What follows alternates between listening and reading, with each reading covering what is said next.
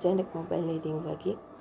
સામેથી ખૂબ જ ગભરાયેલો અવાજ હતો. તેણે ઉતાવળમાં કહ્યું કે તમારા પતિનો એક્સિડન્ટ થઈ ગયો છે અને એમનો જીવ અમે બચાવી શક્યા નથી, માટે આવીને તેમને લઈ જાઓ. આ સાંભળતા જ પત્નીના પગ નીચેથી જાણે જમીન ખસી ગઈ. આજ સવારે જ ખૂબ જ ઝઘડ્યા હતા. એનું પરિણામ આવું આવે એવું તો વિચાર્યું જ ન હોય ને. એ અબૂદની જેમ થોડીક વાર બેસી રહી, પછી હિંમત કરી દવાખાને જવા માટે નીકળી. તેણે જેવો જ દરવાજો ખોલ્યો કે એને સામે પોતાના પતિને ઊભેલો જોયો. તે તુરંત જ તેને વળગી પડી અને ખૂબ જ રડવા લાગી. પતિને કંઈ સમજાયું નહીં. તે બધી વાત પતિને કરી. પછી તેને આપેલા નંબરને ચેક કર્યો તો તેના પતિનો ન હતો. તપાસ કરી તો ખબર પડી કે આવી રીતે કોઈ બીજાનો એક્સિડન્ટ થઈ ગયો છે. તે દિવસે પત્નીને તેના પતિનું મૂલ્ય સમજાયું.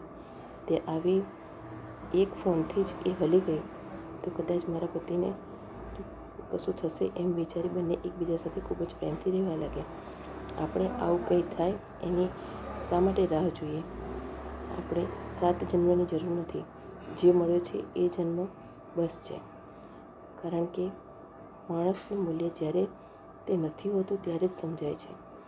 એ હાજર છે ત્યારે જ બતાવી દો કે તમારી જિંદગીમાં એનું કેટલું બધું મહત્ત્વ છે.